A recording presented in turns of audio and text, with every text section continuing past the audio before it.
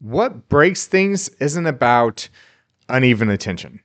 What breaks things is when a child starts to feel unaccounted for, not unloved or ignored on purpose, just not actively held in the relationship. And when that happens, kids adapt. They just naturally, kids adapt to everything. This isn't a parenting podcast. I've got 6 kids and I'm still in the middle of it.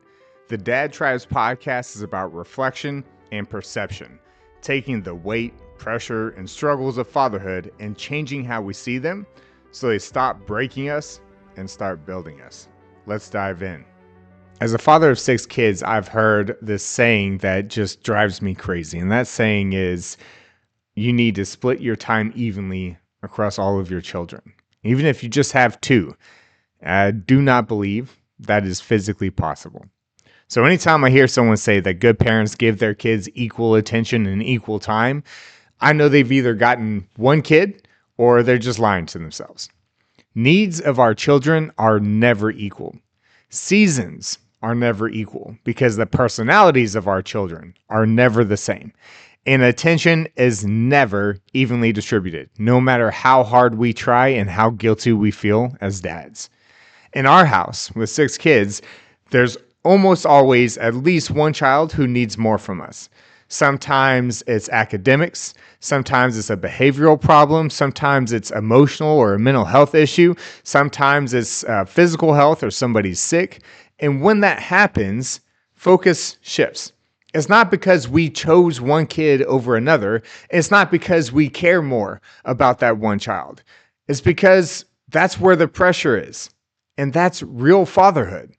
The real struggle isn't the child who needs more. The struggle is the others. Because while we're focused on that kid who's currently struggling, another one can quietly start to fade into the background. And as dads, that hits something deep. You know, we don't want any of our kids growing up thinking, I wasn't as important as my brother, or dad was always busy with them, not me. And that fear is real, especially when we know our attention isn't evenly distributed or spread out. This is a fear that I believe a lot of us have, and it's something we're aware of, but we don't know how to fix. Here's what I've learned the hard way.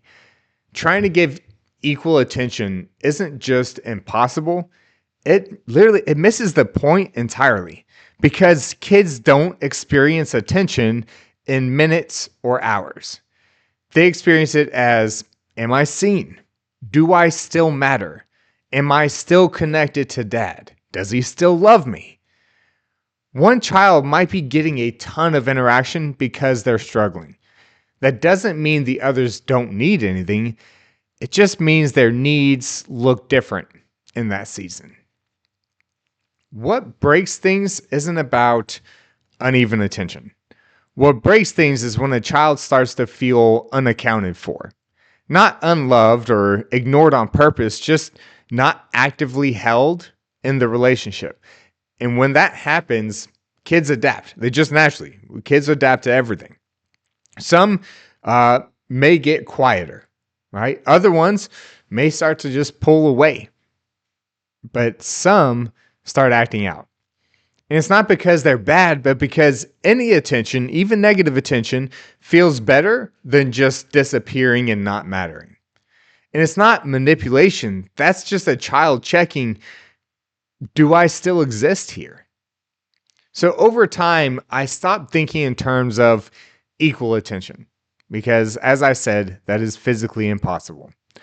That standard just doesn't work in real families. What matters is this. Even when one child needs more focus, one child needs more attention, more correction, the others can't lose connection.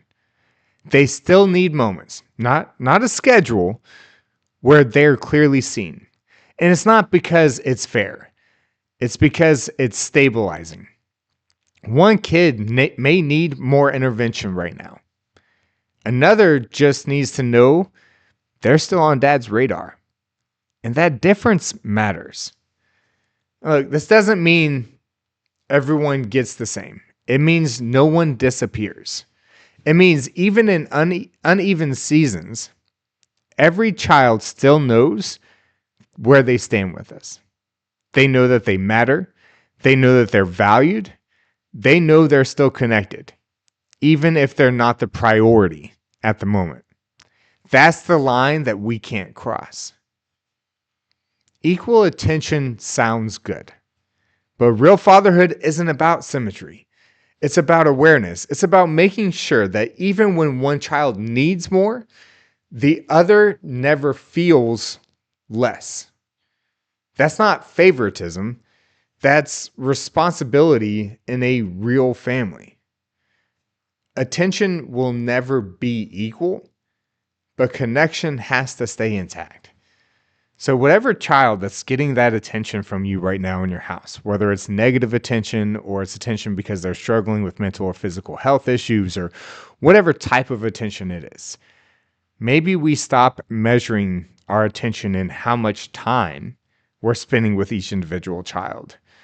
And we just measure it in the moments that we are giving every child. Are those other children who are not the priority right now? Because no matter how much we don't want to say that, that's just the truth. There's always seasons where one child is a priority over the other because of struggles or something going on in life. The one who is not the top priority right now, do they still feel like a priority, even if they can't be the top one? Maybe that's the question.